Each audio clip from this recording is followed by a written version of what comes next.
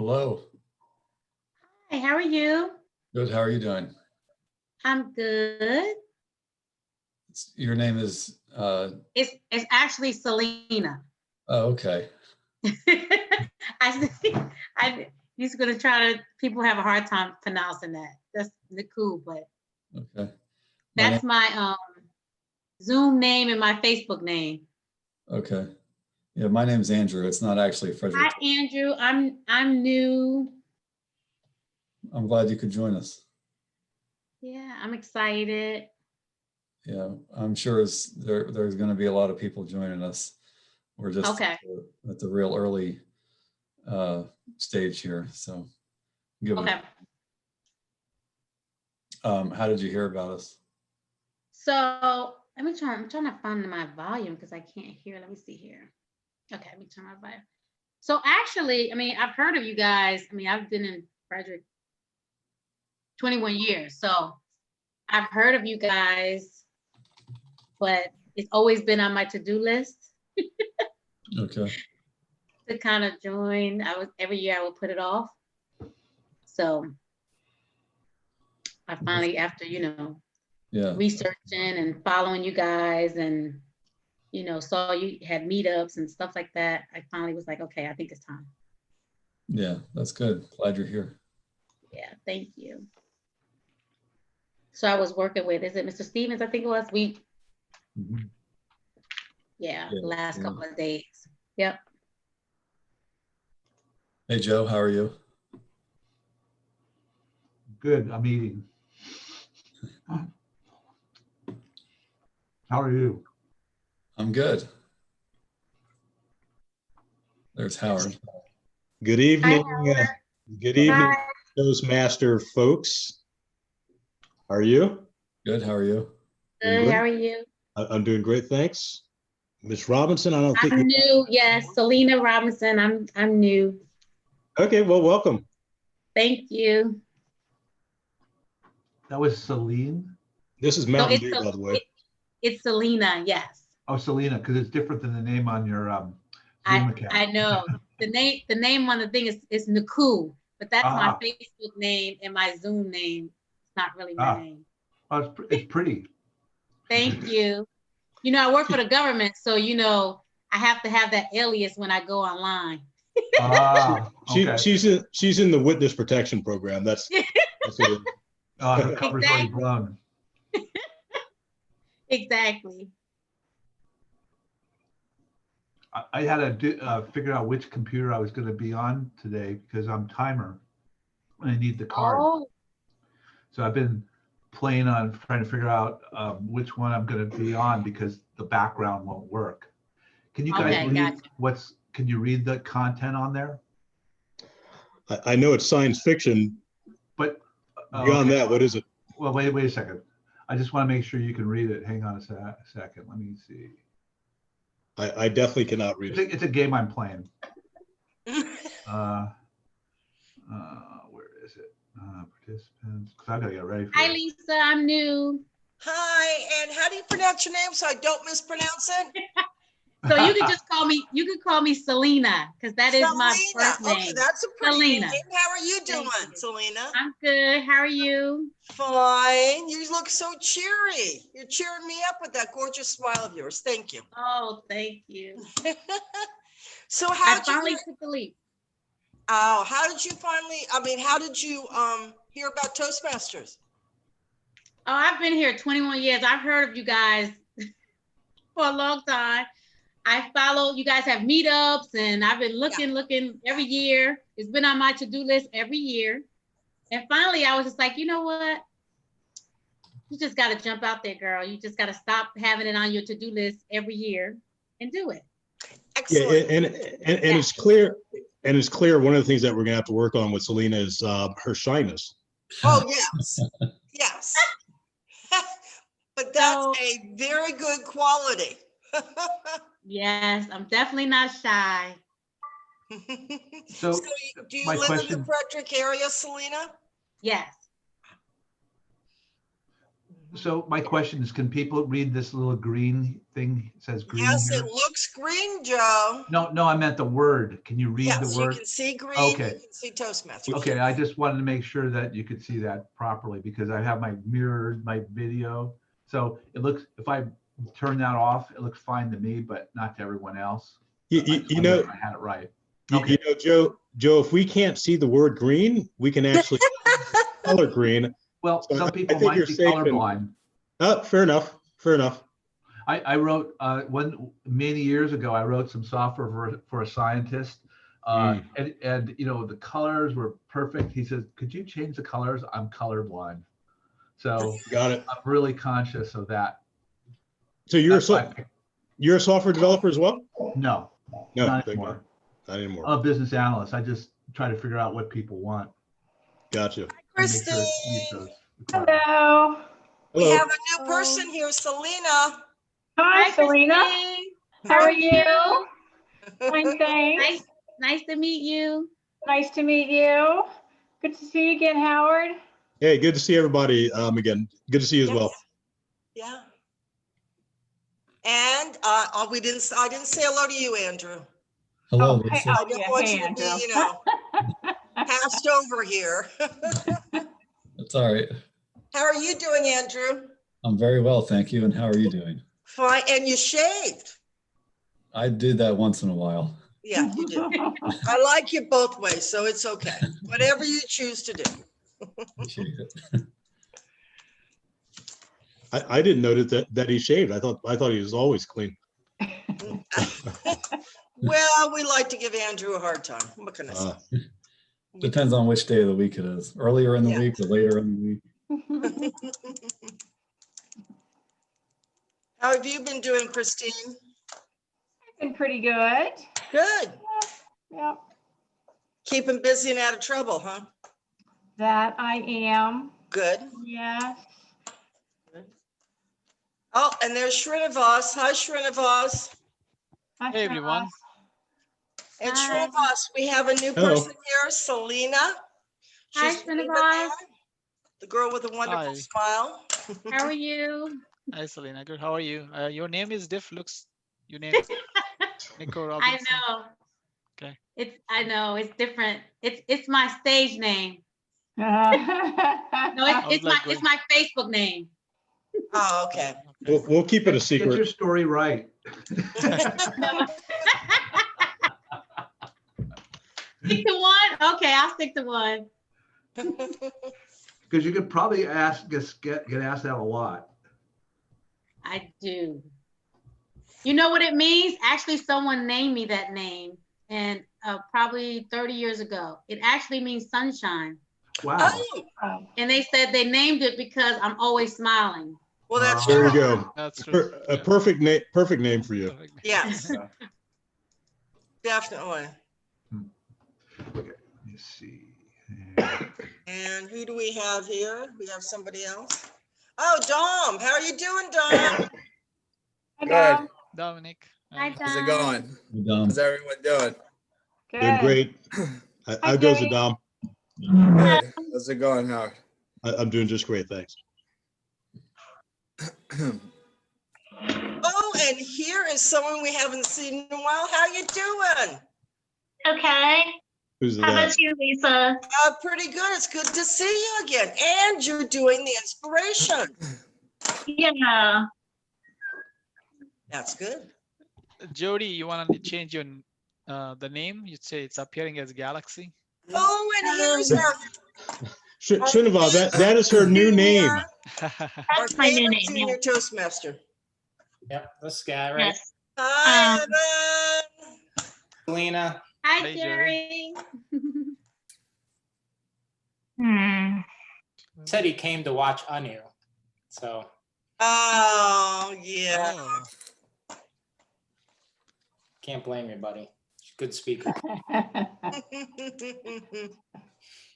Now he disappeared.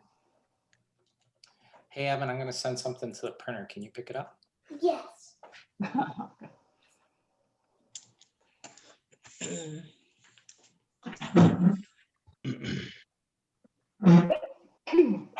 Excuse me. Gesundheit. Gesundheit. So Selena, glad you were able to make. Yes. Thank you. Yes. Thank you for all your help. Welcome. Selena's our newest member, by the way. Everybody. I know, we've all We met her. know, yeah. We've even learned that that first name, it means sunshine, which Really? seems to fit because she's very cheerful. Thank you. You want to say hi to Selena? We were talking on the phone to Selena yesterday. Hi. How are you? I mean, kindergarten on Zoom, it's amazing.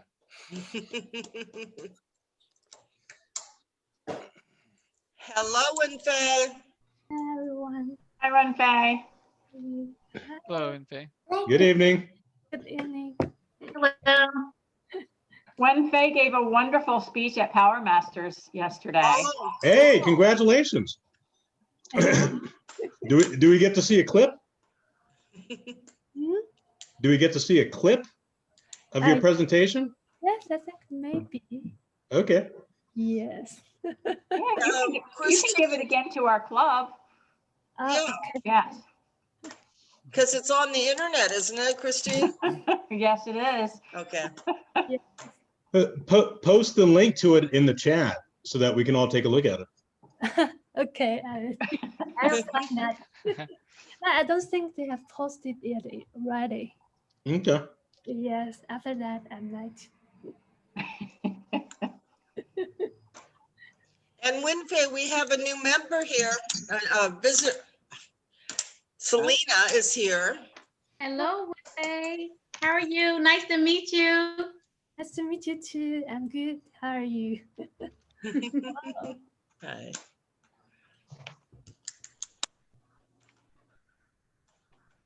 Hi, Erin. Hello. Hey, Erin. Aaron. Hi. Good evening. Hey, how's it going, Eric?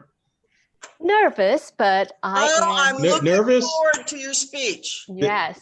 Then But you're that's- up. You're up first. Yes. Exactly. I have come to learn that this is something normal to be expected. Instead of be fear, I'm just getting pumped up. There you go. There you go. It works the- opposite way for The her. the more you do it, the easier it becomes. Then it Ah. becomes nothing. It gets Hey, easier, but you Wilfred, still how are feel you? that kind of nervousness. Do you really? Okay. All right. Fair enough. If this makes you feel any better, Erin, but I was watching a documentary on Judy Garland, and she always had stage fright, like all her life. And what she used to do is like, she'd really like psych herself up before she went on the stage. But her daughter said like she would get really nervous, and then she would go out there and perform and do this wonderful job. So I think Yeah. that it happens for a lot of people, like even people that are, you know, professional performers. So Yes. I Yes. hope that encourages you a little.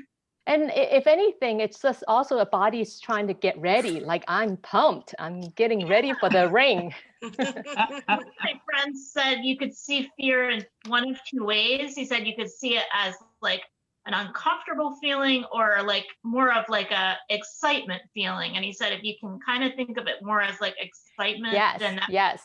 you That- reframe it. That's what I am trying to tell myself. So I am very excited for tonight. And we're excited for you. Yay, thank you. And I hope you guys gained something tonight. I really have prepared, I think, something special that you can take away. Outstanding. Hi, And we're Wilfred. gonna be broadcasting your presentation all over the internet. So that just makes it Oh, that great. much more fun. You know, it might just go viral. There you go. Not bad. Hi, Okay. Unwell. Hello. Hi, our tech savvy person here. Hello. Hello.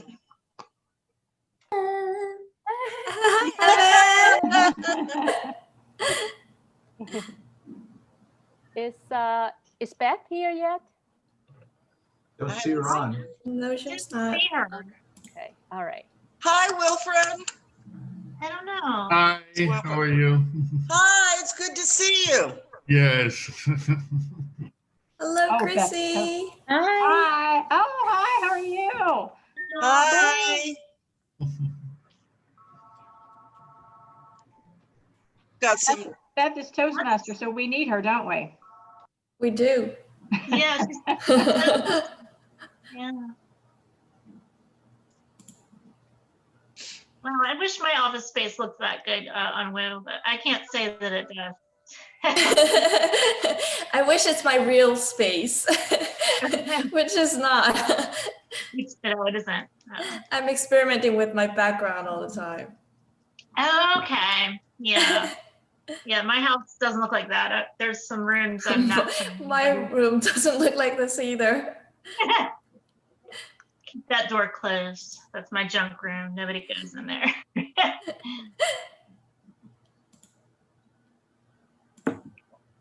Yeah, and these art studios you see on like Instagram and all, they're fake. No real working artist has this pristine face. And if they do, it means they haven't been working. And that's why there's no mess. Like they just have stopped working. Now everything's clean. That's how you know. Yeah.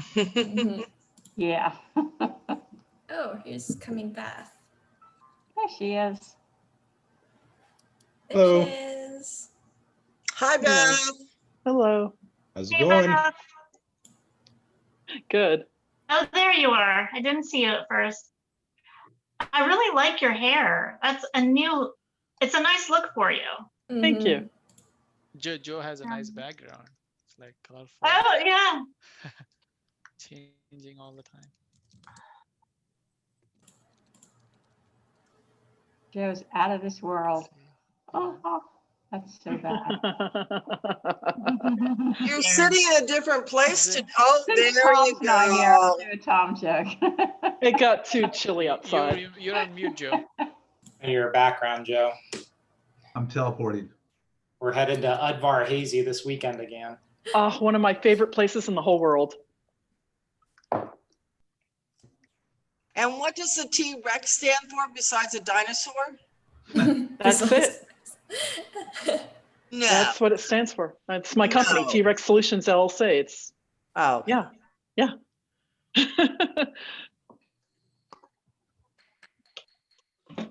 Good evening, fellow Toastmasters and honored guests. I'd like to now call this meeting to order. My name is Andrew, the Sergeant at Arms. Welcome to tonight's meeting of the Frederick Toastmasters Club.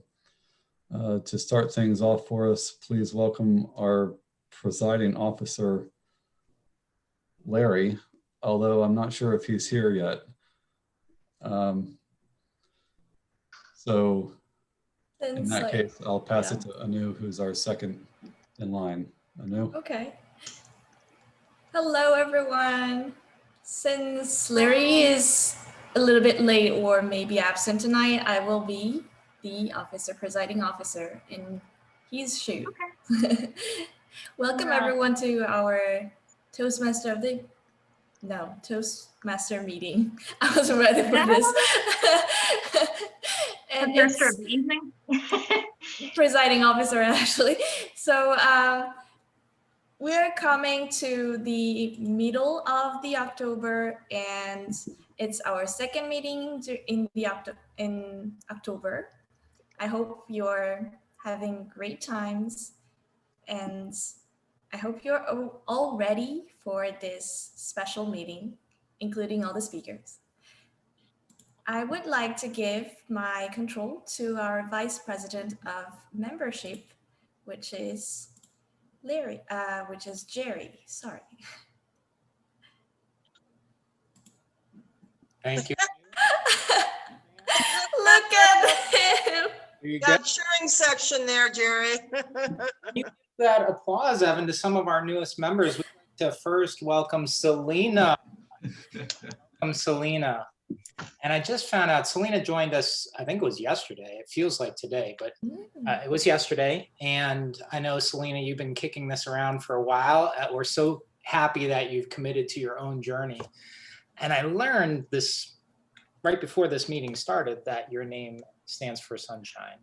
Would you help us in the pronunciation of the name that you have displayed there?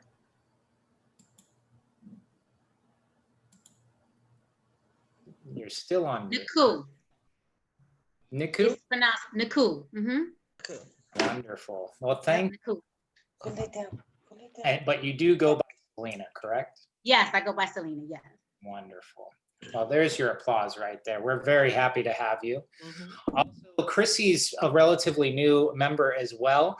And I know circumstances happen that we weren't always able to be with Chrissy at the meeting, so we're very glad you're back. And Dom as well. I know it might have been a week or two since we've seen you. So relatively new members here tonight. And with that, the intro of relatively new people is complete. We'd like to now hear the inspirational quote from Jody.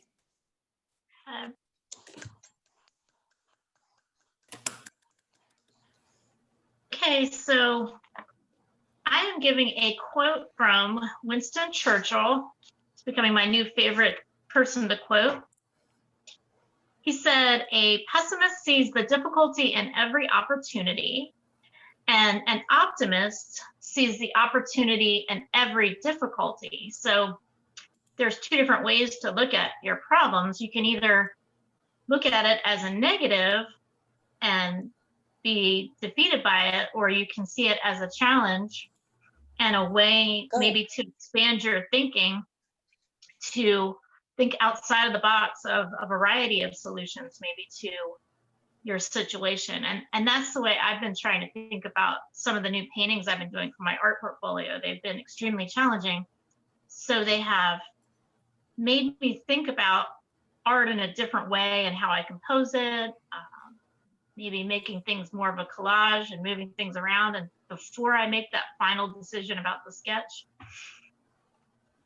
So I really liked that quote, and that could apply to other situations as well. It could apply to your job situation, or the pandemic in general, or whatever is going on in your life. Thank you.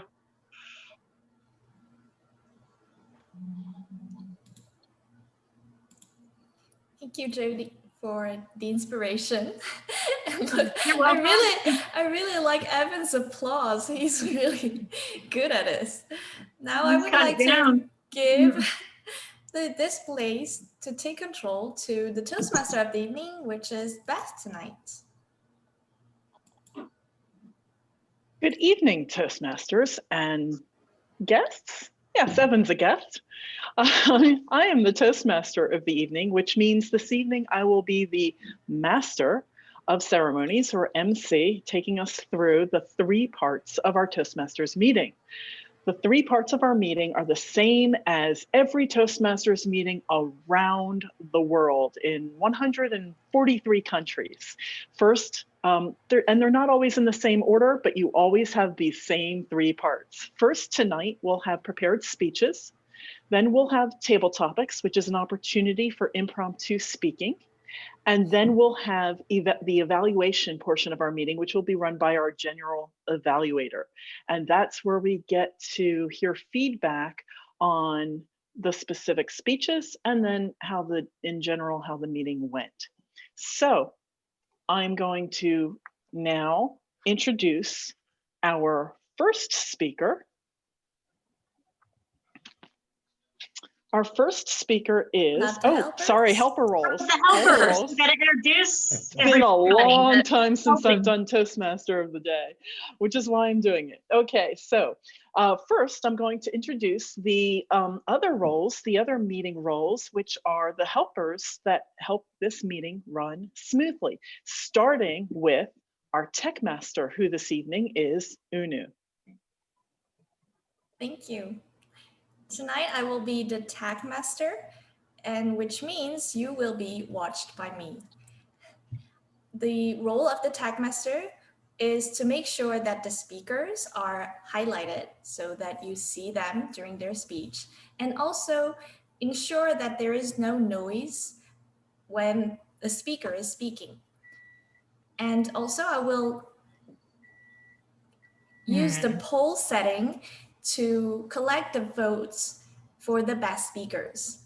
In addition, I will monitor the chat room so that any questions are not left there unanswered.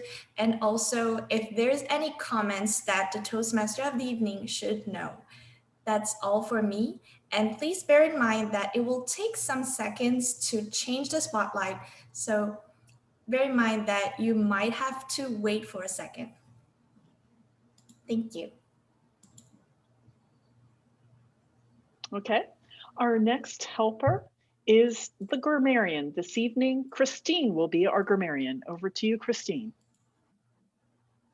As grammarian, I will listen for proper use of the English language, and I'll give you a report at the end on that. Our word of the day is risible, written both ways depending on how you have your screen set. Risible, I sent it in the chat, is an adjective meaning arousing or provoking laughter. Examples are, the suggestion was downright risible, or a risible comment that made the whole class laugh. Thank you. Thank you, Christine. I think you found a word of the day that's risible. I literally laughed out loud when I heard it. Our next helper is the Wizard of Oz, or the Ah counter, and that is Wenfei this evening. Wenfei. Hello, everyone. I'm the Wizard of Oz for tonight. Actually, I just watched the movie, The Wizard of Oz, yesterday, so I feel that this is more magical role today. And the purpose of this role is to note words and sounds that are used as a crutch or pause filler by anyone who speaks. During the meeting, I'll be counting for overused words or inappropriate interjections, such as and, well, but, so, and you know. I will listen for filler sounds, including and I will also note when a speaker repeats a word or phrase, such as I. At the end of this meeting, I will give my report. Thank you. Thank you, Wenfei. Our next helper this evening is the timer. Our timer this evening is Joe Hoffman. Over to you, Joe. Thank you very much, Madam Toastmaster. Tonight, my responsibility is to keep time for all the prepared speeches, the impromptu speeches, and the evaluators. I won't be keeping time of anyone else. It's very important as a Toastmaster to stay on time and on track. I will be showing a green card when at the minimum time, a yellow card at the halfway between, and a red card at the when you've reached the end of the time for your prepared speech or for your speech. You have 30 seconds to finish up. For a prepared speech tonight, we have 5 to 7 minute speech. 6 minutes, the yellow card will appear. For table topics, it's 1 to 2 minutes, and halfway between is 1.5 minutes. And for the evaluators, it's 2 to 3 minutes, and the halfway card will come up at 2.5 minutes. That's my role, and I'll be keeping out and making every time a risible time. Well, that was a risible comment. Okay, thank you, Joe. I think now we are ready to hear our prepared speeches, according to our agenda, which I am this time checking. Our first speaker this evening is Aaron Bosas. Aaron is giving a speech from the Dynamic Leadership Path. It is a level 3 elective called Using Presentation Software. This is a 5 to 7 minute speech, as Joe mentioned. Her speech title is An Easier Approach to a Complicated Language.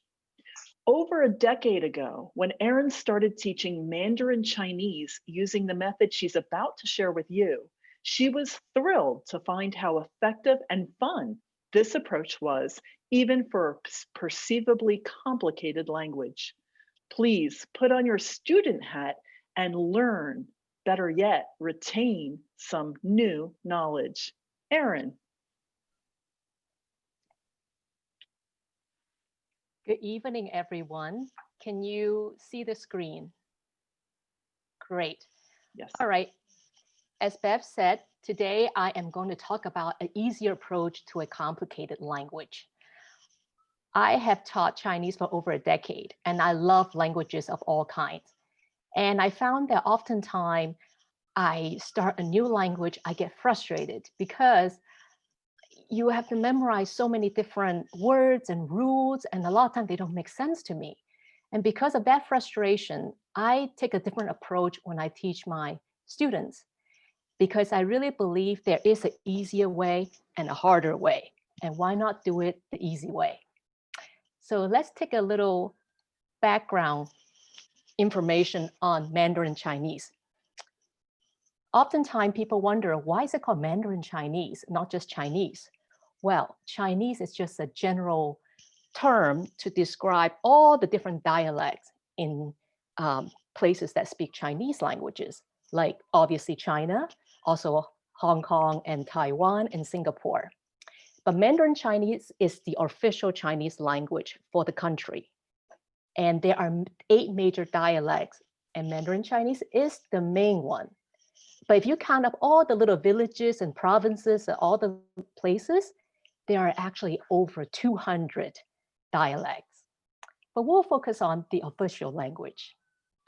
So today's agenda, this is what I hope to accomplish. We're going to talk about the perception of people towards the language.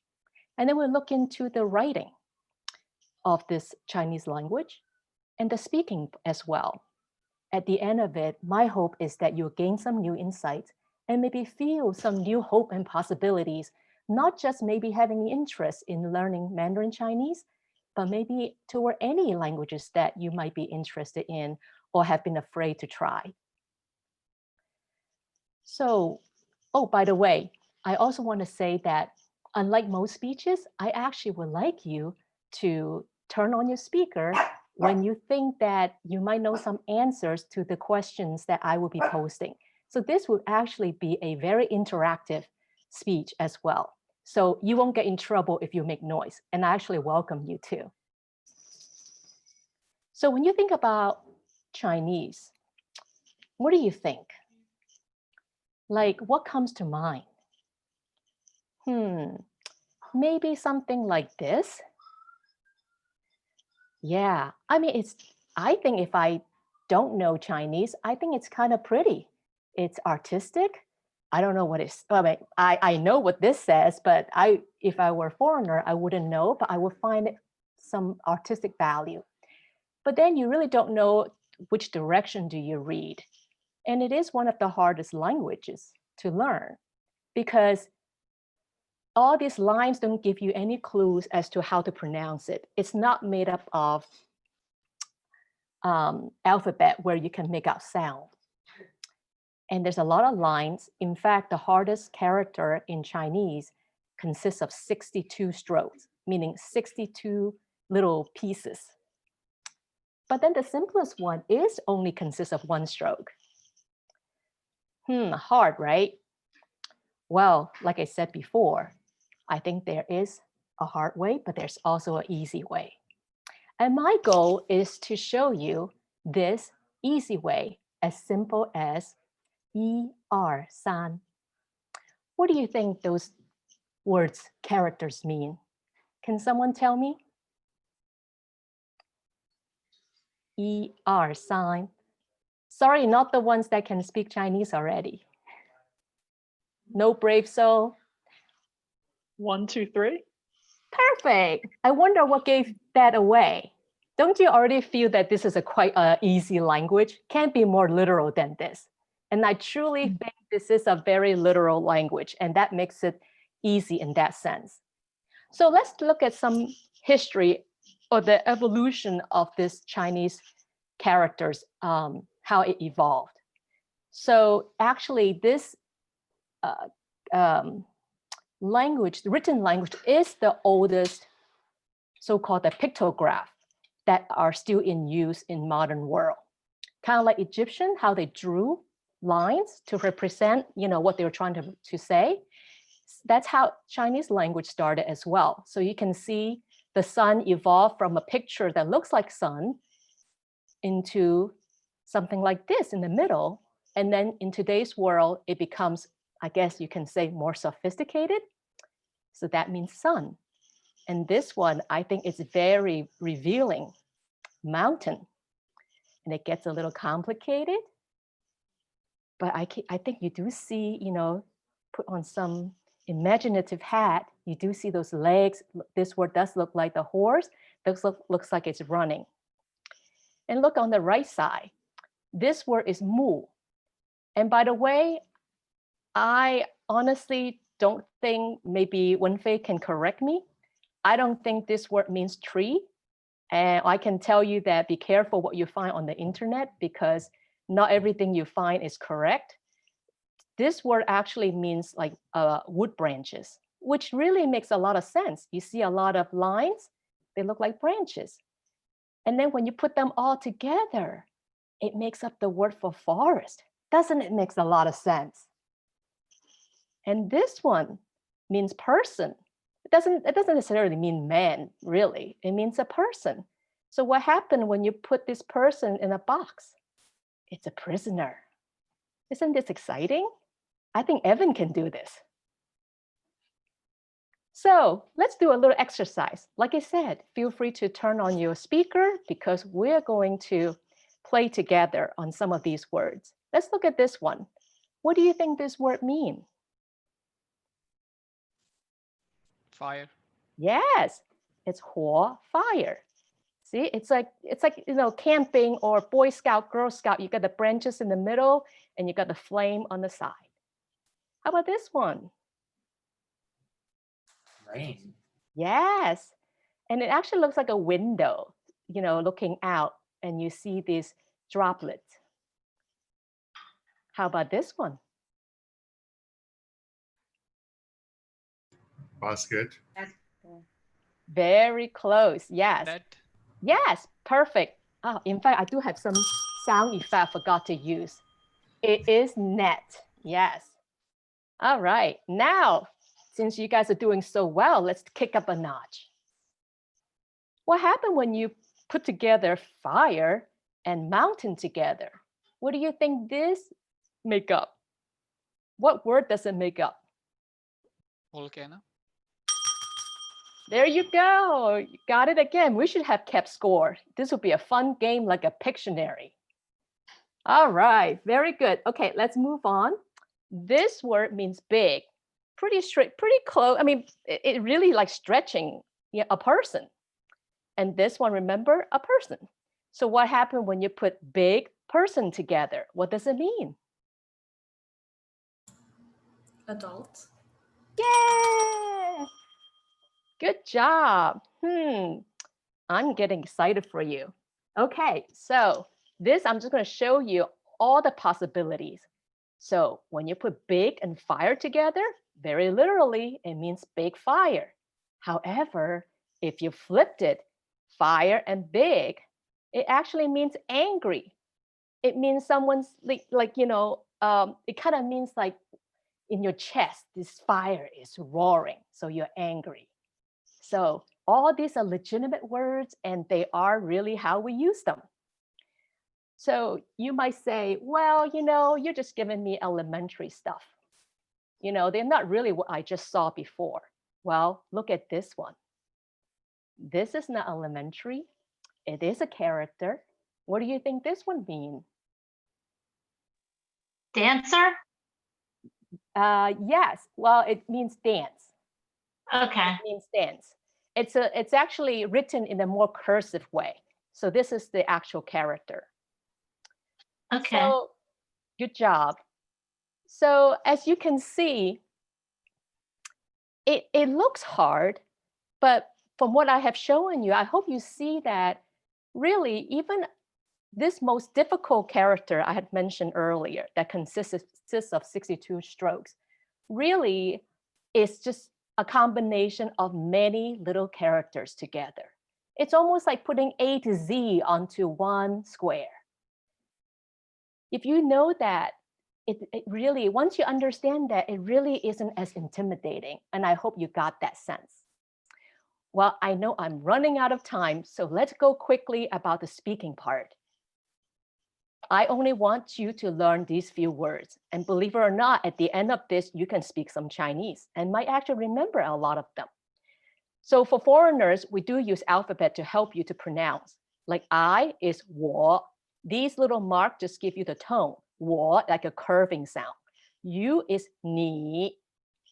And luckily, we don't have to worry about is or am or are, was, were, all those things. It's all 是. Fourth tone, very quick and sharp. Good is pronounced 好. See, it curved down and up. And a question, if you can turn a statement into a question by simply adding ma, no tone, meaning it's a light sound at the end of it. Can someone tell me how you would say hi in Chinese? They have a show about it, a cartoon, as a matter of fact, that many kids watch. Anyone know hi? Remember a show called something Kailan? Maybe we don't have a lot of younger kids these days. Ni hao Kailan. Anybody remember ni hao? Okay, so oftentimes people thought that ni hao is hi. Well, yes, it kind of means, not that it means hi, it's equivalent to a greeting, but it really means you good. It's really sending someone well wishes. So when we see people, we say ni hao, it's really wishing them well. It literally means you good. So can someone tell me how to say you good in Chinese or say hi? Ni hao ma. Well, it's not a question. I just want the greeting part. Well, you too advanced, Beth. That was my second one, so I'm going to give that away. So because of time, yes, it just simply, you good means hi or hello. But I think knowing the true meaning, you feel it means a lot more than that. And then, like Beth said, by simply adding ma, you're actually asking the question, ni hao ma? Then what if I want to say, I'm good, but we don't have to say I am. We just simply say I good. So can someone answer that question if I ask, ni hao ma? Whoa, she? Yeah, that was a little bit, I didn't, that was a different point. You just simply say I good. That's it. Don't even worry about is MR. So is that wo how? That's good job. Wo hao. That's it. There you go. Bing. Okay. So I'm sorry about the time, but I think this is worth it. And I hope you guys don't mind me just finishing up. Don't worry. This is the repeat. All we're adding is 2 more new words. Love. I think some people, if anything, you might want to take this away tonight. Love is the word for I, 4th tone. And thanks, maybe a lot of people know this already, is 谢谢, 谢谢. Okay, so can someone tell me how do you say I love you?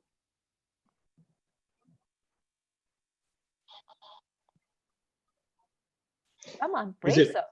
Is it wo an ni? Ding, yes, 我爱你. 我爱你. Again, you know, we're doing miracle here. Less than 10 minutes, we're going to learn everything. So we're not going to be picky with all the tone, okay? Correct. And then how do you say, well, the next one would be too hard. I don't want to go into it, but to say, do you love me? You simply say, you love me, ma. Makes sense, right? Following the same thing. A statement followed by ma becomes a question. And how do you say thank you? I want some new voices here. Who has not answered that? Who has not helped? Go ahead. Is it she, ni? Very good. Again, we haven't practiced. It is. It's 谢谢你. 谢谢你. Good job. All right. So, man, that's a big one. I hope by this point, in front of your computer, this is how you feel. I wish we didn't have to rush it, but the whole point is that I hope you see that learning a difficult language can be fun. By learning the pattern and the logic, you can turn something difficult and complicated into something that is exciting and something you want to learn more. And I hope that is something you took away with. And 谢谢, what does that mean? Thank you. Yes, thank you Thank very you. much.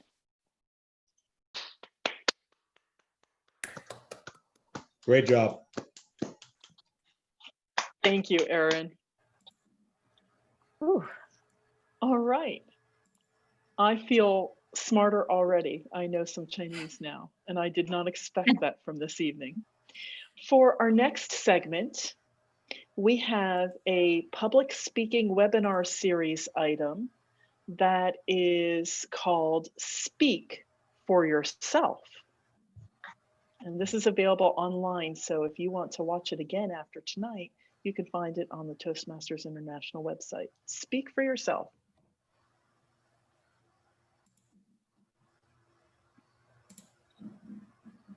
All right, so the next question, Ramona, go ahead and start. Oops. Before I share, actually, oops, stop share. Well, sorry. Before I share, I want to give a short notice before. It is part of the webinar series, but the whole webinar is for 1 hour. And I don't want to take 1 hour during this meeting to just show you the webinar. So I just extract some of the highlights. And so I just choose 2 questions that I wanted to share that I thought it was inspirational. So with that, I will start again, which will take a little bit time. And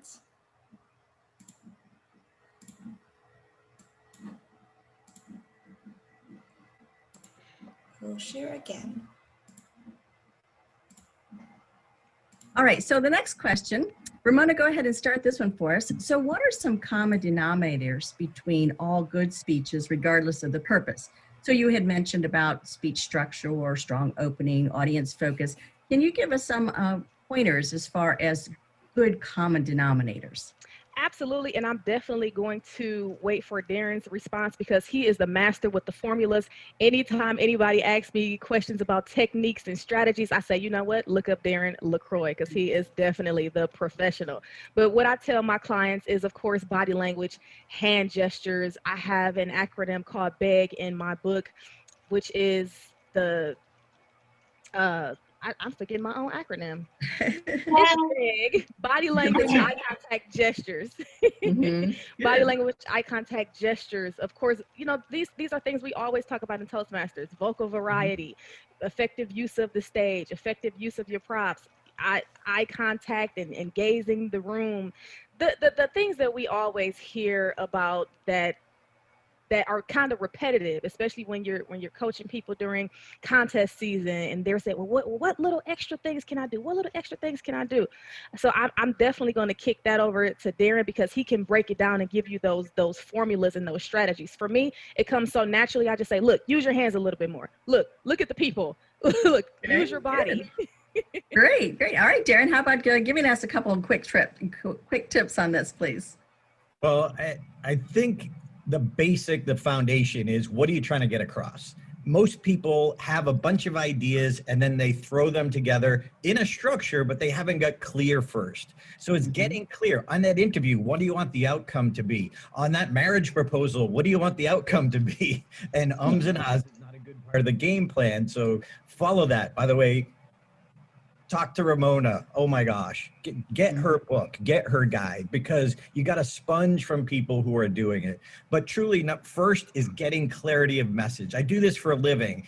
And whether it's executives at a big corporation like Wells Fargo is one of my clients, I say clarity, clarity, clarity. If you can't say it, what you're trying to get across in 10 words or fewer, then you're not clear. If you're not clear, the audience doesn't have a prayer. So get clear first and then build your case. Be like a CSI detective. How are you going to influence? You know, you asked earlier, Tammy, what's public speaking? It's actually that opportunity to influence. And how we need that confidence to do it. Tammy? All right, good. All right, Simon? Yeah, I think in my eyes, I think it echoes really what we've just heard, but I think a sincere desire to be helpful And maybe it's helpful, I mean that in the broadest sense. It doesn't have to be all about action steps. You know, for a comedian, a sincere desire to be entertaining. For an executive, perhaps a sincere desire to really show their appreciation to their team, for example, whatever it is. But a sincere desire to be helpful in some way for the audience, rather than it just being a giant ego trip for the speaker. I think that's really important. And I think secondly, in most cases, not every case, but I think also conviction makes a real difference. I think you can really sense if somebody is uncertain, and obviously that flows from clarity for sure. It's very hard to come across in a really compelling, convincing way if you're confused. So I think that sense of conviction really has to come across, because if you really mean it, I think regardless of your energy, regardless of your what techniques you use, if you're really convinced of something and you allow yourself to show that, that will come across to people, and I think that they'll sense that, and therefore you're much more likely to land your message with them if you're fully behind it. Absolutely. Darren, you wanted to add something to that? Yeah, I just want to bring up what Ramona said and bring it to virtual. If you're doing a virtual public speaking or a Zoom meeting, eye contact. Eye contact is so critical, because how many times have you been on a Zoom meeting and people are, I'm looking right at you. No, you're not. So going back, exactly. I even put at the beginning to train myself, I put a little Post-it next to my lens that says, look here, do whatever you need to do, but you can't create that one-on-one feeling if you're not looking, as Mark Brown says, your friends behind the lens. Absolutely. Absolutely. Good. All right, great. And I'm going to address this question then to Ramona. Let's start off with you on this one. So how can becoming a better speaker affect your ability to listen, think, and lead? And how do you think it's relevant in the workplace and your career? So what other aspects of life does what you've learned in Toastmasters, how has that touched other aspects of your life? It's just,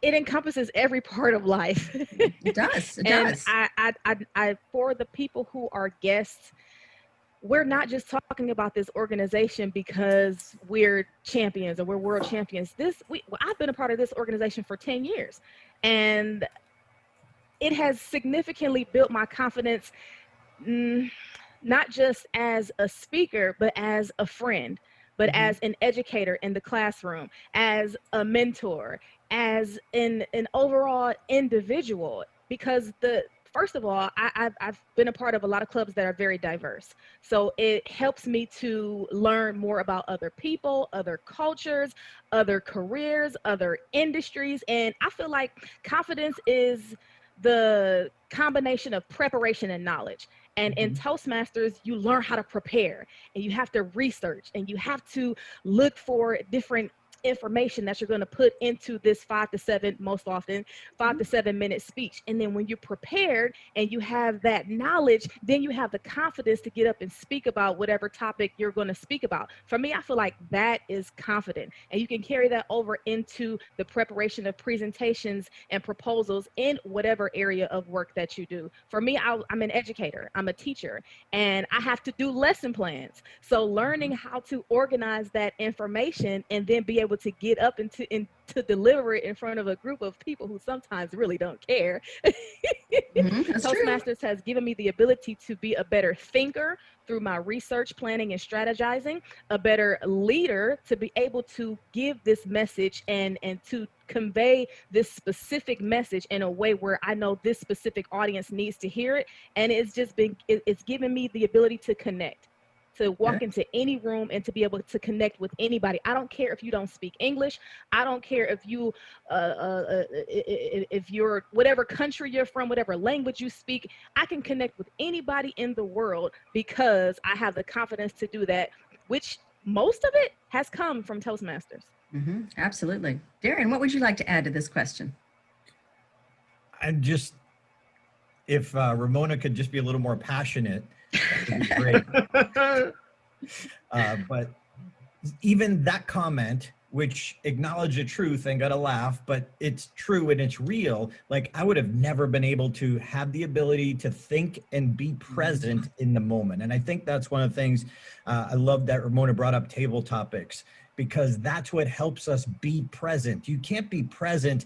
And, you know, when I first started in Toastmasters back in 1992, I don't even know if Simon and Ramona were born back then, but when I started in Toastmasters back then, I was just this guy with a dream. Now I do this for a living. I have a staff of 5 people. Well, I can't be the leader and run a company if it wasn't for what I learned in Toastmasters. That don't have a truck go by your house right while you're trying to speak. Anyway, so there's so much to it in the depth of your self-confidence. Look, I came, like many people came to Toastmasters because we had some self-esteem issues. We had a lack of confidence. So yeah, I came for stage time, but I can't even reverse engineer all that it's done for me. It's amazing. And thank you, Toastmasters, and thank you for the people at headquarters who are putting this together and getting the word out. And fellow Toastmasters, what you do at your club, helping each other, it's not just in speaking. Love on people in your club. They need it. That's why they're there. Simon? Good. Simon, what do you think? When I first joined a club as a London Corinthians in January 2004, what struck me the most about other than the fact that there were people speaking in public without notes, which totally blew my mind, what really struck me was the evaluation. And if you've not been to a Toastmasters event, then if you do, you will very quickly notice that everyone gets evaluated, and even the evaluators will get evaluated on how they did. They'll get constructive feedback. And to me, I found that was refreshingly transparent, because in my career up until that point, it had all been a little bit cloak and dagger, and it was maybe an annual appraisal, but everything was all a bit guarded. And I really liked the fact that there was a model for providing feedback in a positive and empowering and concrete way that helped people get better, and I benefited from that enormously. But what I found was that then did have a very direct impact on how I managed, as a manager in my career. When I first joined, I was working in the British Parliament in Westminster in the House of Commons. And as part of that experience, I ran an election campaign for a lady who was at the time only 26 years old running for Parliament. And that involved, of course, building a team of volunteers. I can say right now, there is no way I would have stood a chance of building and keeping that team of young volunteers engaged for 6 months for no pay in rural West England in the rain, and they get a fair amount of it in southwestern England, January through May. Without the ability to at least provide good feedback and to evaluate in a constructive way, so that they got a real development opportunity, as opposed to just turning up and just purely delivering a lot of leaflets. So I found that the feedback skills had a very significant impact on my career, because I was not giving any speeches in those days. My boss was the MP who I'd previously been working for, but it made a big difference. And and that lady, Julia, was elected England's youngest MP, and in no small measure as a result of managing to keep that team together. So it was, it really did make an impact. So there are a lot of benefits with Toastmasters. Some of them are obvious. So the evaluation, that's a little more obvious. The table topics we talked about a little while ago, those are a little more obvious things. And we're talking now about some of the things that aren't quite as obvious in this, the listening skills, the management skills, the leadership skills that we are learning through this. And I think it's important for us to note as well that people come into this organization with all different types of experience. Because if you're really listening to what some of the panelists are saying, I've been in Toastmasters 30 years, Darren, it's like 28, I mean, real close, 16, a lot of longevity in our membership.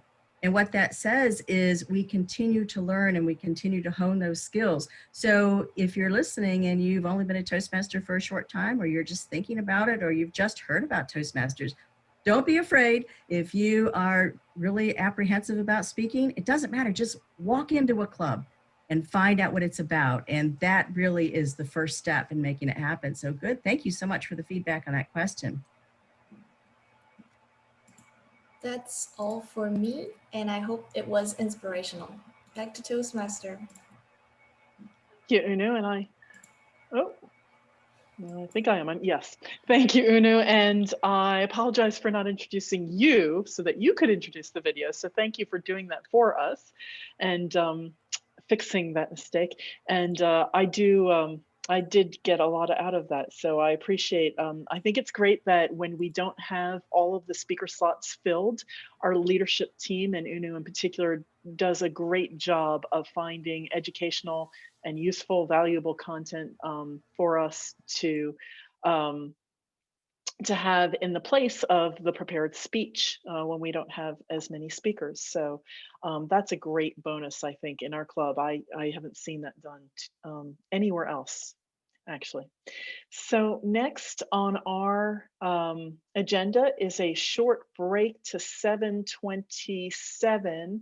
So it won't be as long of a break as the agenda has, because we will start the table topics on time at 7:27. So we take this break so that we can socialize a little bit, and so that the speech evaluators, and in this case tonight there's one speech evaluator, can prepare their evaluation. So we will take a break until 7:27. Thanks. So good, I'm unspotlighted. So Lisa, you asked me what T-Rex stands for, and so I want to finish the answer. So I work for a company called T-Rex Solutions LLC. There are multiple companies called T-Rex. That's what I'm talking about. You know, that's why I gave you the whole name, T-Rex Solutions LLC. And I found out why we're called T-Rex. The reason why we're called T-Rex is because the founder of the company used to play basketball in college. And this is no lie. This is the official story I got from someone very close to the founder. I've talked to him, but I haven't had him verify the story, but this was someone close to the source. He apparently, when he ran on the basketball team, they all felt like he ran like this. So they nicknamed him T-Rex. And that's why he named his company T-Rex. And 22 years ago, the company's 22 years old. So that's the end of the story of why we're called T-Rex. It really doesn't stand for anything but the dinosaur. Interesting story. Thank you for sharing. We recently rebranded. Look at Evans. Oh, where's Very, Evan? very visible story. He was on the floor writing Mandarin Chinese scripts. Awesome, Evan. That's Look, beautiful. like the show. Very nice. Oh, we can see it. Look at that. Yeah. Is that big? Is that a bigger person? Big. Big. Spotlight. Spread out. Awesome. Big. Good job. Yeah, you got two words in there. You learn big and you learn the word per person. So because of Aaron, now Evan knows a little bit of Mandarin and how to count his teens, because I think it was either feedback or maybe in our book club, how you talked about how it's easier to do Mandarin. Mhm. So that's how I taught him the teens. All right. By the way, Outstanding. we should restart that book club. We should. I think that's a great idea. Any excuse to get together more often, I think, is a good excuse. I've got a question. Is there a consensus as to what the best way of delivering a speech is? You know, some speakers do it with excitement. Some people do it with passion. Some people do it with a calm demeanor. Is there like, what is considered the best, most effective way of speaking? And we've got 60 seconds to answer that very easy question. Good mix of all of the above. A good mix of all of the No, above. all of the above is not an answer. No, I'm serious. What I learned from the webinar, actually, that I learned today from watching the whole 1 hour webinar, it was the keyword would be authenticity. So if you are authentic and really keen on your real message and you really want to share it, that will be the best delivery practice, whether you are sharing your excitement or you're just very calm and sincere, or you're just professional, anything. If you're very authentic, I think that's the best way. Let me just end with this, because it's 7:27. The reason I asked is because you've got great speakers like President Reagan. You've got great speakers like President Obama or Bill Clinton. If you take a look at the way that President Reagan delivered his speeches, they're very different than the way President Clinton and President Obama did. Mm-hmm. Some people would say that Reagan was better than Clinton, and I'm just trying to, we can do this some other time. I'm just trying to figure out what's considered to be the most effective approach. Anyway, that's it for me. So it's a great question, Howard. And the other thing that we used to do that I recommend that we consider resuming, I recommend to the leadership team that we consider resuming, is the after club panels or the after club training sessions, or both. And we could certainly address that question in a panel discussion. I would love that. I would love that. We could absolutely do, because we've had panel discussions on very similar topics. Okay, so perfect. now we'll move on to the next item on our agenda, and this is where we get to do table topics. And table topics is different every time we do it because each table topics master has their own style, and they might even change up their style from one meeting to the next. So it can be a really fun part of the meeting, and you can participate if you want, and you don't have to if you don't want. Our table topics master of this evening, who will give you more explanation of how this evening's activity will run, is Lisa. Please welcome Lisa. Thank you so much, Beth. Benefits of impromptu speeches. There are a lot of them. And as a matter of fact, the webinar, Darren in the webinar said, the importance of impromptu speeches is being in the moment. And this can teach you, this can be such a useful skill, let's say in impromptu meetings or the last minute presentations you have to make. It is something that takes practice. You need to be relaxed into it. A systematic approach definitely helps. But the most important thing is to become comfortable with yourself and trust yourself that you can do this off the top of the head. Like Simon said, he was shocked when people didn't have notes. No, trust yourself. You can do this. Now, we are going to practice. And today I want to mix it up a little and have fun, because that's what I think table topics is all about, having fun. So tonight we're going to practice some storytelling. I'm going to give you a short phrase, and I want one of you, any one of you, to chat me up in the chat box and say, yes, I want to do this. I'm going to give you this short phrase, and you're going to continue on with the story. It doesn't have to be a real story. It's a made-up story. It can be a crazy story, a serious story, a silly story, a risible, totally risible story. I don't care. But it's what you would like to do with this. So the short phrase, you continue 1 to 2 minutes. If you like it, chat me up. Here's the first one. My friends and I were hiking in the mountains and we heard my friends and I were hiking in the mountain and we heard Howard, did you want to go? Absolutely. Let's Okay. give it a shot. You said 2 minutes? 2 minutes max, 1 minute short. So Okay. 1 to 2 minutes. Okay, but my friends and I were hiking in the mountains and we heard Sasquatch. Now, this is a fanciful story, but it also happens to be true. This is not the first time that we've encountered Sasquatch. There was the first time on my birthday when we'd been drinking a lot, but certainly don't let that deter from your thinking that perhaps we imagined it. The second time, we'd also been drinking quite a bit as well. But we're pretty certain that what we saw was in fact what many believe is Bigfoot. Now, granted, it's difficult to believe because we saw it each time in the backyard of our home while we were engaging in drinking quite a bit. But I want to make it clear that you should not dismiss what we saw because we happened to be drinking. And anyway, it was an incredible experience because so many people have claimed that Bigfoot is not real. Well, we have absolute evidence that it's real. Now, we all had cell phones. None of us took pictures. I'm not sure why. Perhaps it was the alcohol.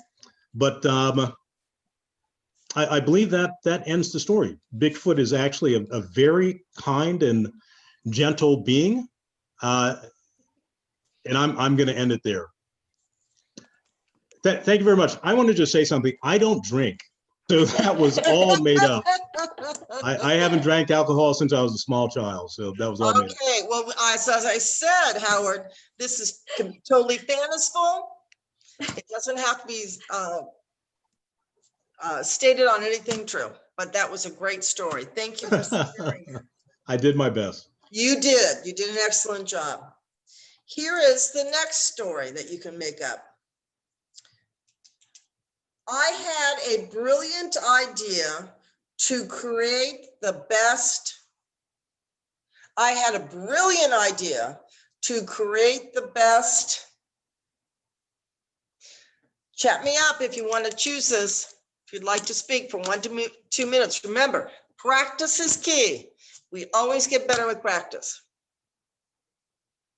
And no one's chatting me up. Okay. Anybody? Oh, Andrew. Your picture appeared because Unruh just came up with this new function. So there you go.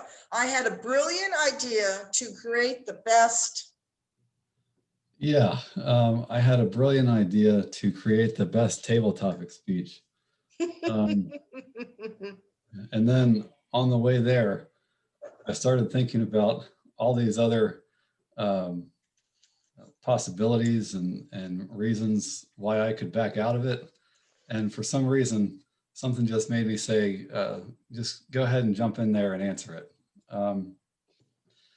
And I think it was a mediocre success because I did it. And it's not the best, but I had an idea to make it the best.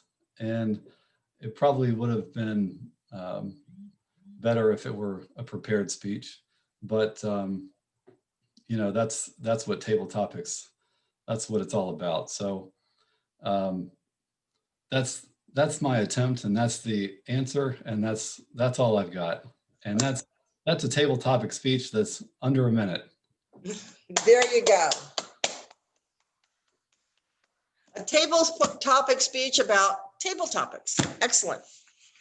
Here is the next question, or the next prompt. Let me see, which one am I doing? One Saturday morning, I decided to. Chrissy, would you like to do this one? Sure. One Saturday morning, I decided to.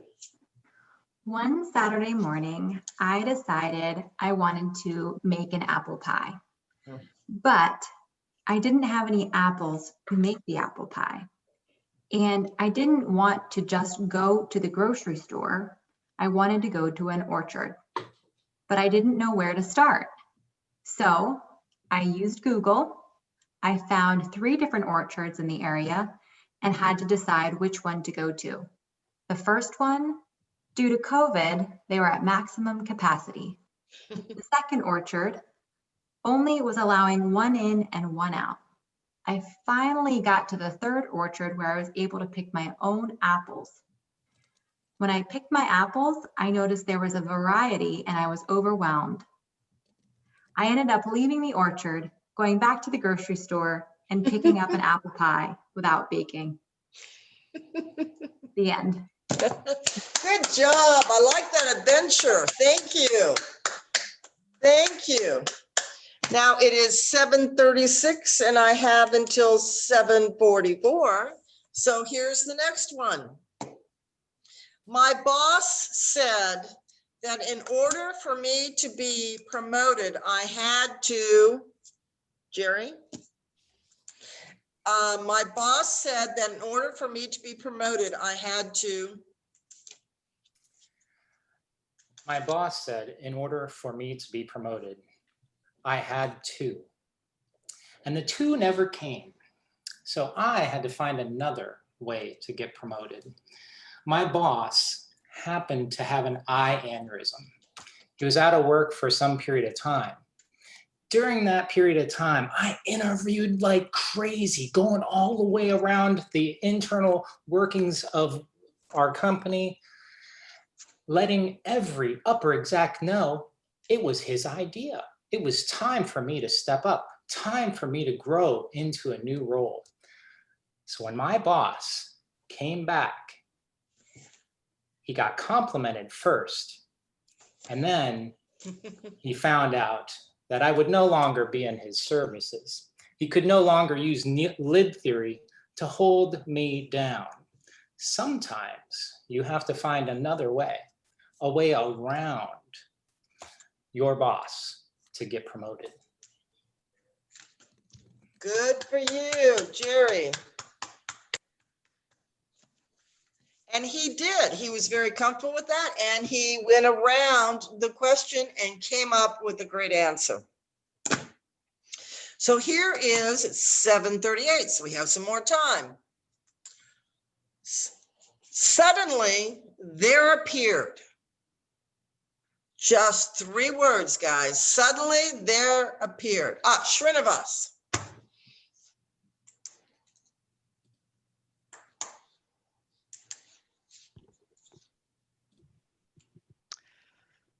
I'm gonna go back to the hiking story. Okay. You know, I don't hike too much, but always during my college, I was running in the hike with my friend. I never thought about any animal following me. But since I read the stories in the books, in the news, that anytime all these stories about being attacked by some bears or mountain lions, and that thought stayed with me. So every time I try to go jog, it just reels on in my ears. Something coming, something coming to pace. And that actually gives me some strength to run faster and keep going, not think about you're tired or not being able to make it. I like to go back to that woods again one time and then see. I would like to have somebody with me at that time. I can't go by myself. It's so scary, just like table topics. But I have to do it. I'll do it. Back to you. Excellent.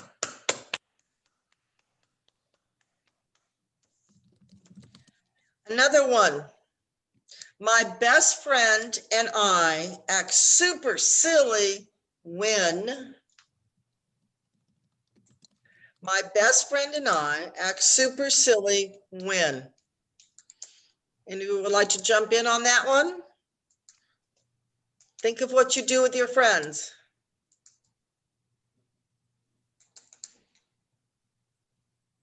Dominic, sounds dumb. Let's go for it.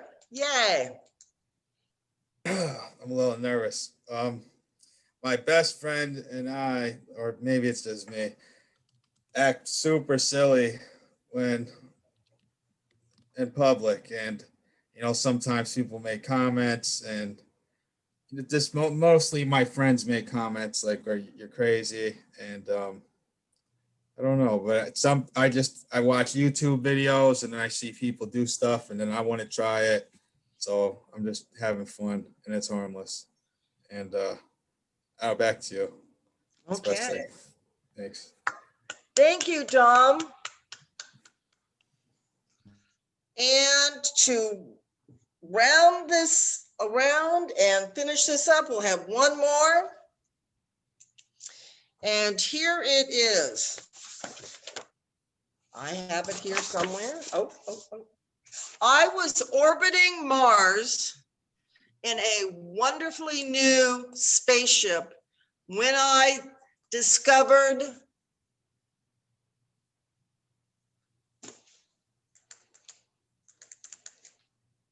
you're going around Mars, guys. What did you just discover? And who do we have? Christine? Nope. Who do we have? Howard again. Howard, you can try it. Yeah, let's give this a shot. This way is actually more difficult than the other ways that we've done it in the past, but I love the challenge. I was orbiting around Mars when I encountered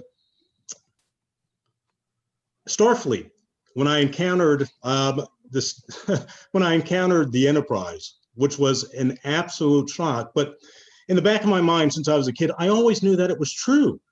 Now, how was it that they were here, and I was here as well? Well, it turns out that they encountered some sort of temporal event that brought them back in time, and as a consequence of that, I was able to see that all these things that Gene Roddenberry had done were not fictional at all, that these things were actually quite true.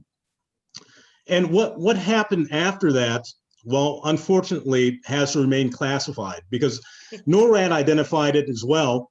And I believe after I've shared this with you, this will be the last time that I'm part of this Toastmaster class. And that's it. Excellent. Well, thank you all for participating and really diving in there with confidence. And remember, practicing always makes it better, and saying it with commitment and enthusiasm. You can sell anything, guys. So back to the Toastmaster. Thank you, Lisa. I love that we have such a great variety of the ways we do table topics, and I hadn't seen this way before. I thought it was great. So, and everyone did a great job accommodating the change in tactic. So the next part of our meeting, the final part of our third part of the three-part meeting, is the evaluation section. And for that, we have a general evaluator who will lead this section, and that is Jerry Stevens. Please welcome Jerry Stevens. Yay. Thank you, Beth. The general evaluation section is where we do get that feedback. I think in part, that's what the webinar series was talking about. Some of the speakers said that that's really where they sharpen their saw, getting that constructive criticism and taking it to heart. We start with an evaluation of the prepared speech that we had. That would be Aaron's speech. After that evaluation, we'll be holding a vote where you have the opportunity to vote on the best speaker, best table topic speaker, and the best evaluator. Everyone's welcome to vote in that particular part. And then finally, we're going to get reports from all of the helpers that were introduced in the beginning of the meeting. And then I'll wrap things up and hand it back over to our club leaders. Our first evaluator today is Andrew, evaluating Aaron's speech. Andrew.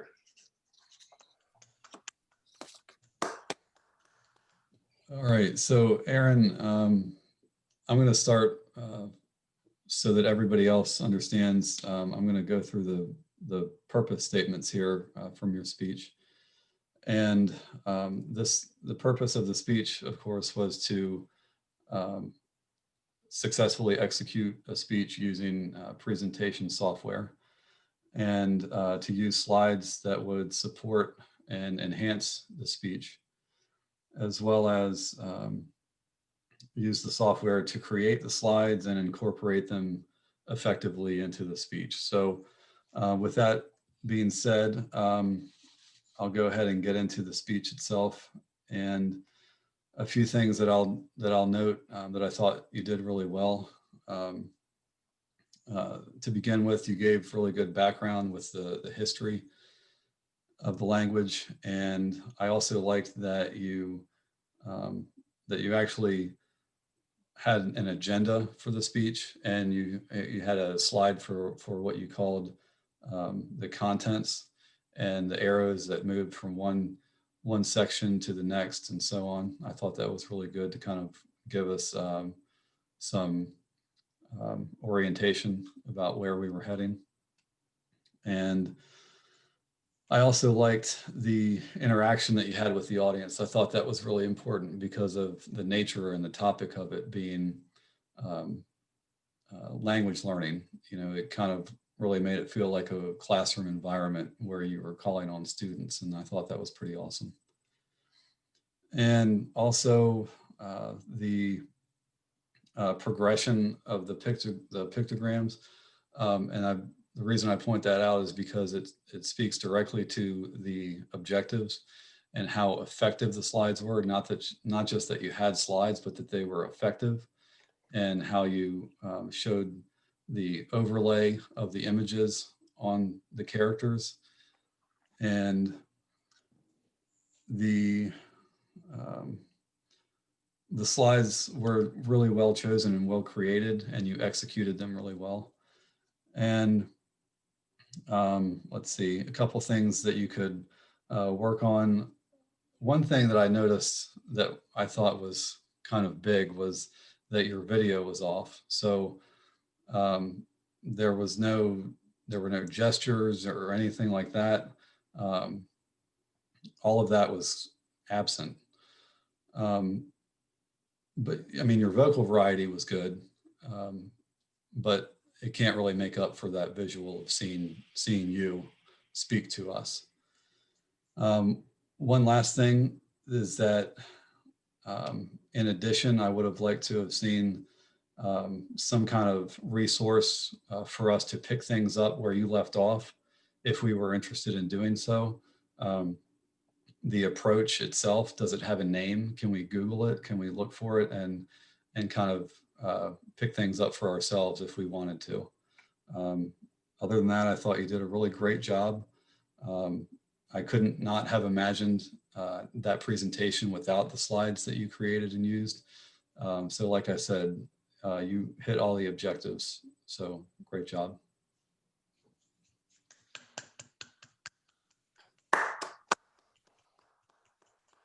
Thank you, Andrew. Now we'll be conducting our vote. Anu, would you be able to publish the vote for us all, please? The vote should now be live. We'll give everyone a moment to place their ballots, so to speak.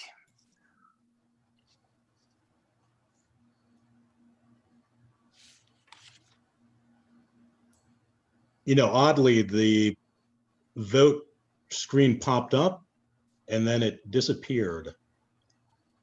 Huh. If I don't get the vote, that's fine. No big deal. You can direct chat it to Anu. Mm-hmm. And really, since we've had one evaluator and one speaker, you'll just be voting for the table topics. Right, right.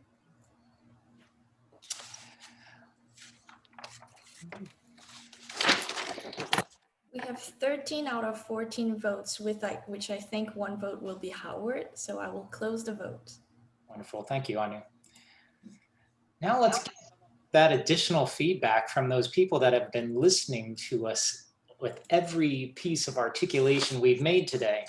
And may it not be too risible in hearing how much time we went over. Speaking of time, Joe, would you kindly give your timer's report? Gladly. We had some risible moments. Erin's time was supposed to be 5 to 7 minutes. Her time actually was 15 minutes and 4 seconds. Table topics was supposed to be 1 to 2. Howard's first table topics was 1 minute and 42 seconds. His second one was 1:07. Andrew's was 1 minute exactly. Chrissy's was 57 seconds. Jerry's was 1:05. Srinivas's was 1 minute and 16 seconds. Dominic's was 32 seconds. The evaluator was supposed to be 2 to 3 minutes. Andrew's was 3 minutes and 35 seconds. And that's the timing report. Thank you. Thank you, Joe. Christine, would you kindly give your grammarian's report? Yes, I will, Madam, Mr. General Evaluator. There's often confusion over when to use the phrase which is versus who is.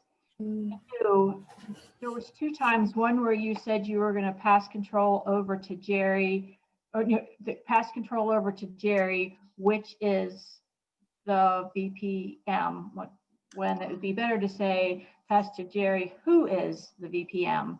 And then also with Beth, you said turn over to Beth, which is the Toastmaster. It would be Beth, who is the Toastmaster. So if it's referring to a person, use who instead of which. Jody, wonderful inspiration. Next time, drop off the beginning of so. That was your very first words. Joe, you had a keeping out. I think you meant to say paying attention or watching for. Aaron, you had just a couple. One is, it was the singular versus plural of this Chinese characters, where since it was plural, it would have been these Chinese characters. And you had a took away with, and typically you won't use with, won't end a sentence with the word with. So it could just be, I hope there's something that you could take away, not any with it. Videos had some grammar and a bunch of mistakes, but when we mentioned that, our club did better than the videos did. Word of the day, Beth, Joe, Lisa, Jerry, good job. Howard, in your first table topic, you said, don't let that deter your thinking. Probably would have been, don't let this influence your thoughts or your thinking. Srinivas, you had running in a hike. I think that would have been running while on a hike. Andrew, you said one thing that was kind of big in bringing up a suggestion. I would suggest dropping the one thing that was kind of big and just using emphasis where you could say one thing to note and then say what your comment was. And that is my report. Back to you, Mr. General Evaluator.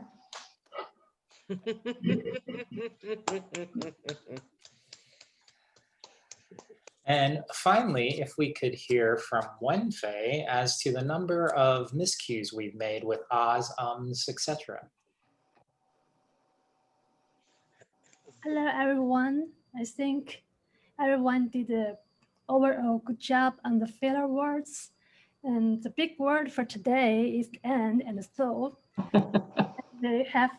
We need to improve on the filler sounds and ah. I catch a couple of them. And I will begin with Anu.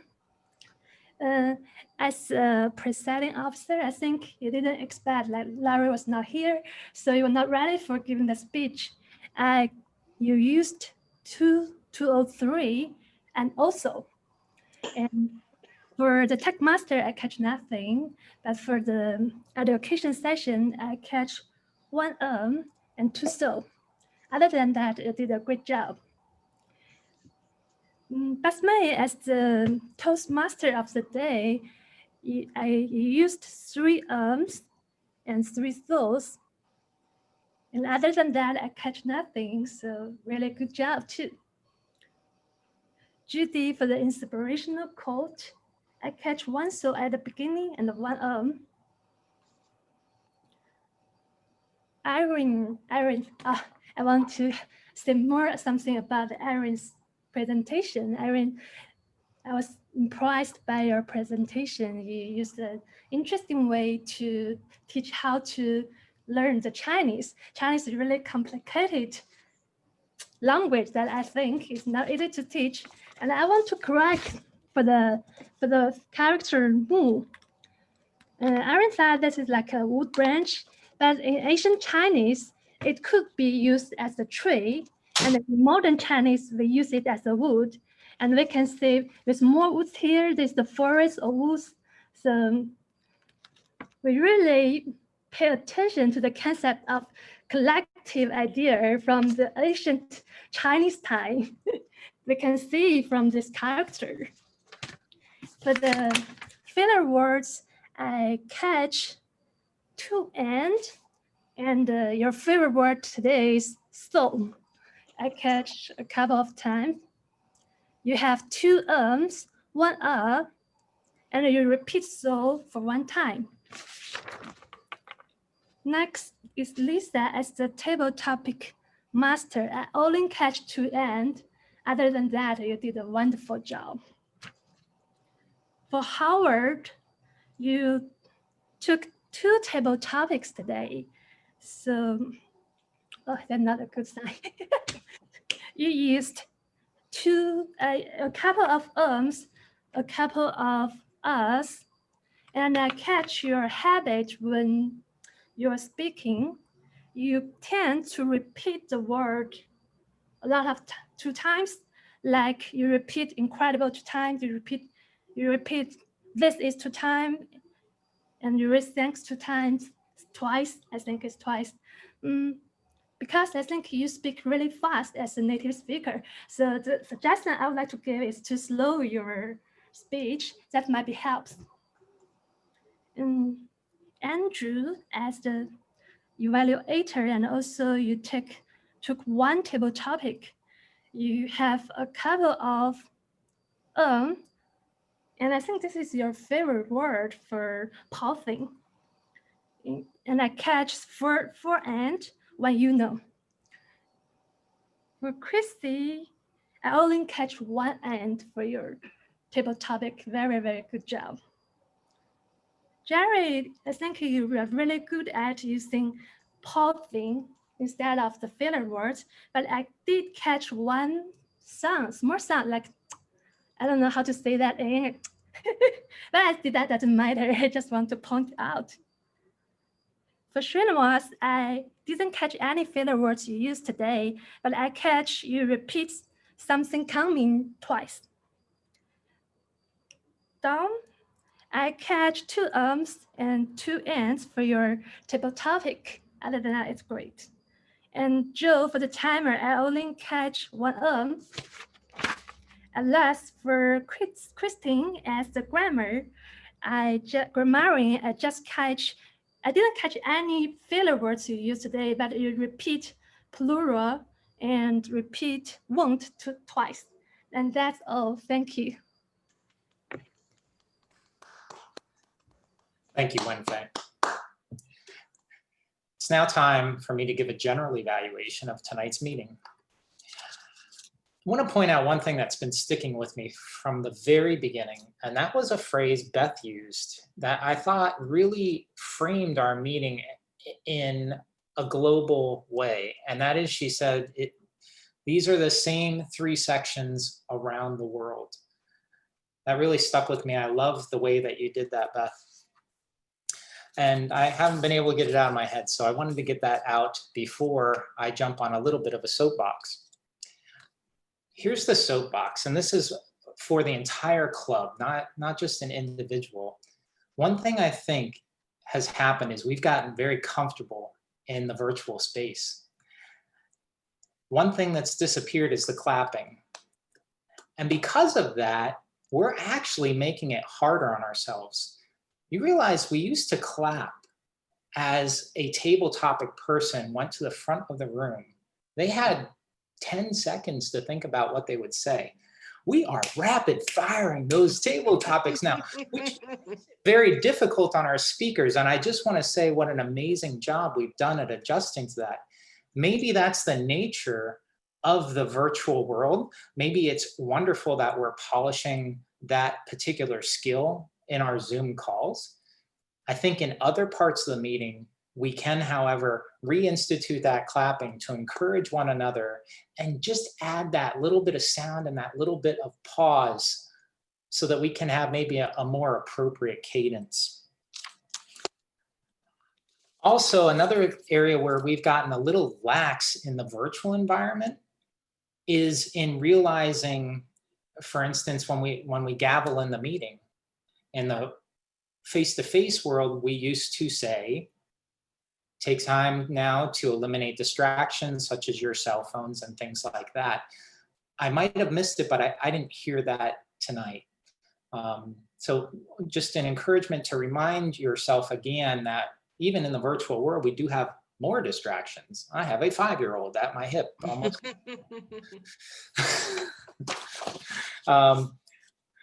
And one other place where we have gotten comfortable is in table topics. We're not articulating how to participate in table topics. Am I going to be looking for a hand raised or a chat, or who am I chatting? Am I chatting everyone? Am I chatting the table topic host? Maybe that's just because we've gotten a lot better at it. That little bit of instruction might help some newer members though, because keep in mind, we do have quite a few new members. My final piece of feedback is with respect to timing. We did a very good job in timing. We were pretty close all night long. Wenfei, I do just want to let you know in your report, it's slotted for about a minute in the agenda, and I think you went about 5 minutes. So when you have that much feedback, you might want to think of ways of summarizing that. But thank you, because you're one of the first persons that has called me out for using non-words. Thank you. I appreciate that. Now I'd like to turn control back over to the Toastmaster of the evening so that we can hear who did the best jobs tonight with the awards. Beth?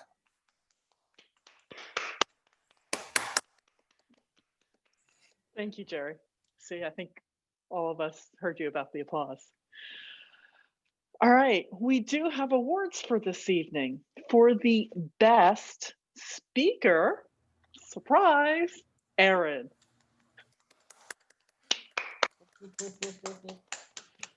For the best evaluator, surprise, Andrew.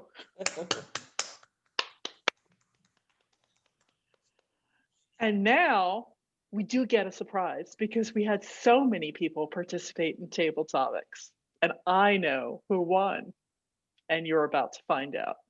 For the best table topic this evening, we have Chrissy. Yeah.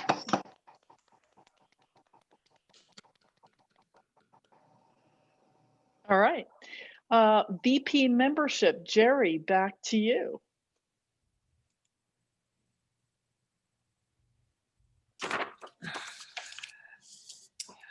We had a lot of time at the beginning of the meeting to give shout outs to all those new bodies with us today. I forgot Shining Star. Oh yeah, please, Beth, take it back to. I apologize. Shining Star is going to Unu because she took the time today to pick out something to fill in for the missing speakers and having that content added in time for the meeting so that we could have something at the right time interval and something that was useful information was really great. So thank you, Unu.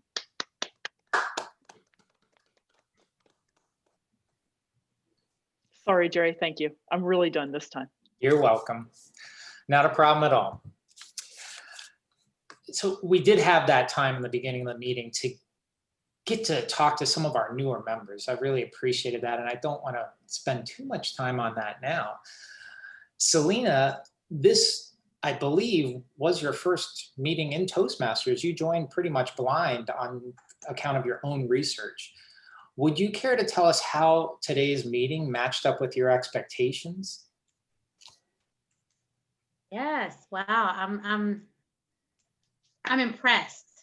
I will just say that. I think that the meeting went very well. I love the structure of the meeting, the enthusiasm.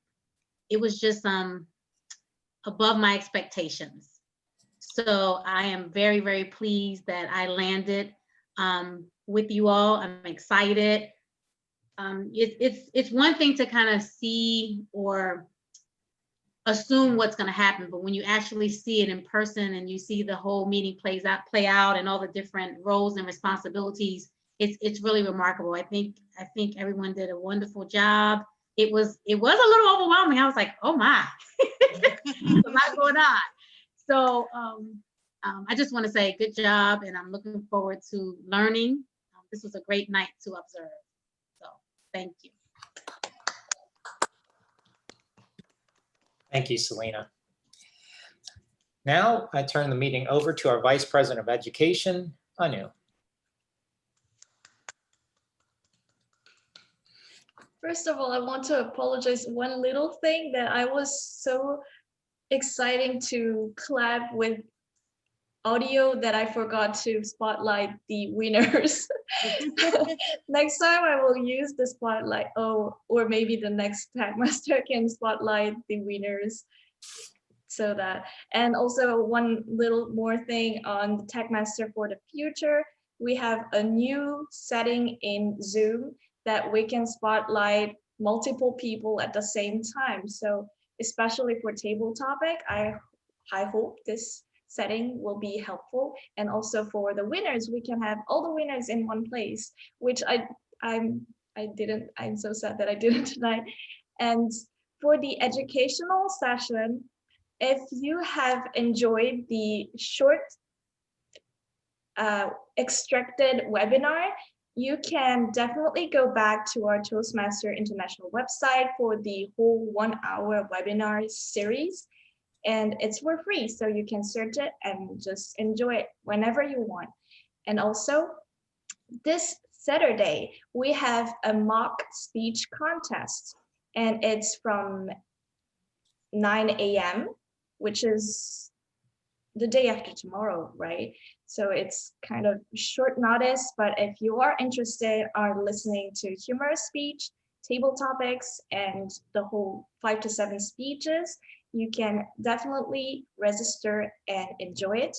And also the following Sunday, which is October 25th, we have a District 18 extravaganza, which is a whole new event, a whole event of district. So you can get the whole package of all the educational sessions, the special speeches. It's also, the registration is on the agenda. So I will resend the agenda because the previous one didn't have the links. And I think Beth had just added the links.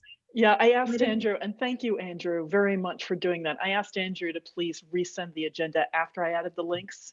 So you can resend it again, but the one he sent at 7:41 has the links. Okay, thanks, Andrew, to do it. And I just resend it if you can't find it. And that's all for my educational session. And I will give my control back to the presiding officer, which is today me again. And now I would like to use a little handshake here, which we missed it. We don't have a handshake after virtual words. So if I have myself, I can handshake. So I will give for those who are guests, this was the traditional to give the stage back to the other person and showing that you are giving the control, which was not possible in the virtual world, and we're missing it. So as a president, I would like to let you know that we have another meeting in 2 weeks, which is October 29th. And usually we have a speechathon, we have a whole speeches, but if we don't have a lot of speeches, we will probably have a normal meeting like today with a speech and table topics. And do we have any other business? I have something. Yes, Beth. So speaking as the Area 43 director, I just want to expand on what Unu was talking about with the mock speech contest on Saturday. The speech contest season will start in December or January. Now I've forgotten. I think it's December. Club speeches are supposed to be at club level speeches are supposed to be in December. Those contests will be in December, and then followed by the area contests, and then the division contests, and then the district contests, etc. So this mock speech contest this Saturday is not a real contest. It'll feel like a real one, but it won't be a real contest. Hopefully that makes sense. And we need contestants. We need timers. We need judges. We need all the roles for a speech contest. We need them, and we need contestants. So there'll be 3 sets of contests starting in December at the club level. And I'm saying that wrong. It's probably January. Starting in January at the club level, we're going to have 3 contests, and we're having the same 3 type of contests when we do our mock contest on Saturday. It's table topics, international speech contest, and humor speech contest. So if you're interested in participating as a contestant, a mock contestant in the mock contest, please register. And the link is on the agenda, as Uno had said. So we need people. Thank you. Thank you, Beth. And also, we would like to have a group photo.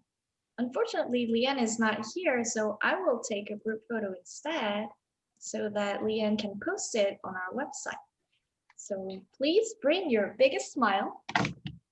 And 3, 2, 1, smile. Thank you, everyone. With that, I would like to adjourn the meeting. Thank you. Thank you, Unmo.